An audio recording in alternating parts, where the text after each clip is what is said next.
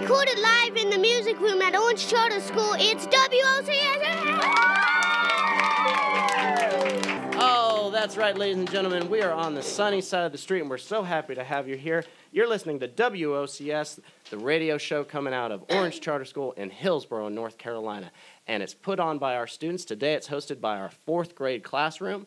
And we always have jokes, and we have songs, and we have interviews with people from our community. And we have a special guest in our community, Mr. Robyn Hitchcock. Round of applause, ladies and gentlemen!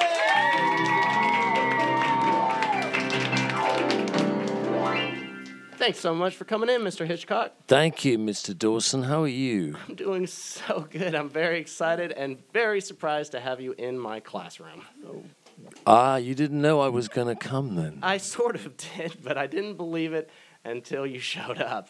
Have you done many radio programs with 10-year-olds?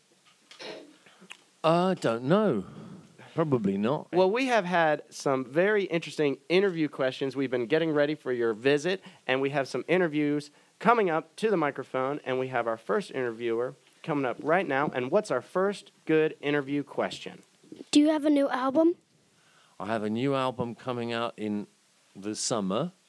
And it's called The Man Upstairs. It's coming out on Rock Records, which is not far away. I think they're a Hillsborough-based label, if I'm not mistaken. That's right. That's part of our community. That's how we actually got to have you come visit our classroom, because we've got David Shaw, the under-assistant West Coast promotion man and production manager from Rock Records, came in and did an interview for us, and then he said, we've got some people who want to come in and play some songs. So, great. So you've got a new hit record coming out this summer, The Man Upstairs on Rock Records.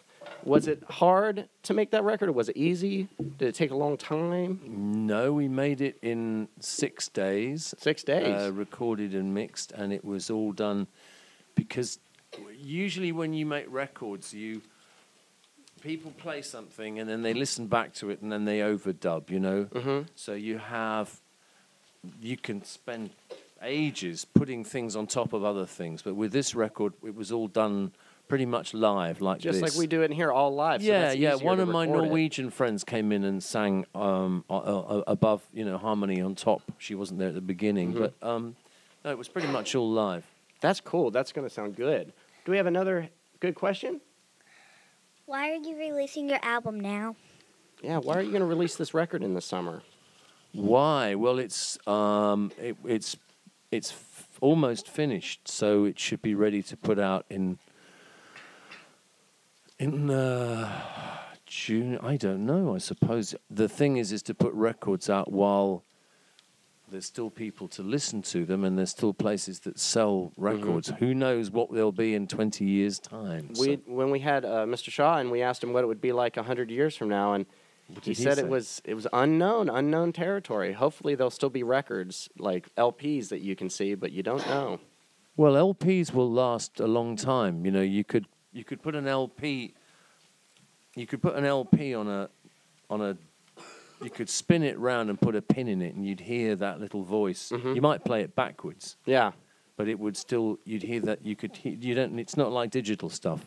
LPs could last for centuries. I think that's a good point, because I have records, and we have records all in our classroom. We have a record player, and we listen to records. Do you? That can be 60, 70, 80 years old, and they'll still play if you have a record player. And we all know that 10 years ago, that stuff you recorded live or things you recorded with your friends, it's hard to find that on the computer. So there is something to be said for a real physical thing that lasts. It's always good to make LPs. You should get a pressing plant at the school.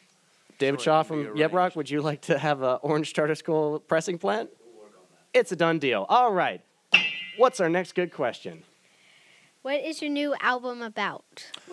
It's about the man upstairs. The man upstairs, his father's dead and his mother's in Australia, and he's there with a black telephone and some daffodils and a lot of bookcases with books on in a language he doesn't understand.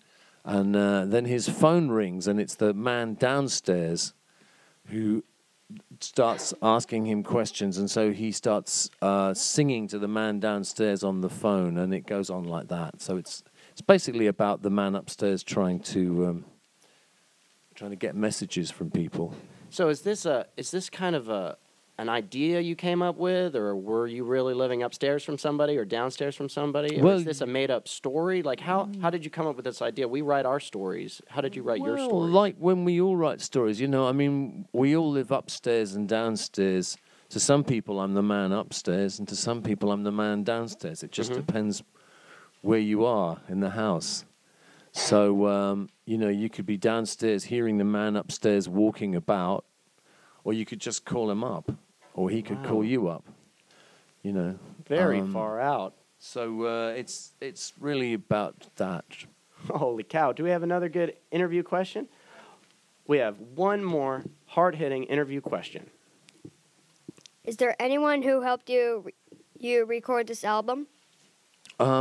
Well, there's one of my Norwegian friends, Annalise.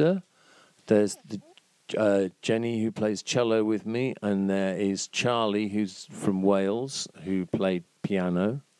And then there's some men behind desks. Pushing the buttons. And the producer, Joe Boyd. So it was nice. It was very, very quick, but I couldn't have done it without them. It's nice that you get to make music with your friends. We get to go to class with our friends, and we get to make radio shows with our friends. And it's true that you can do things nowadays all on your own if you want to. You know, you can be alone in a room working on your projects, but it's so much more fun to do something with your friends. Well, sometimes you can make music with your enemies. Oh, there you go. That's an interesting idea. I believe I know a couple people who have done that before themselves. Well, let's have a big round of applause for Mr. Robyn Hitchcock, ladies and gentlemen.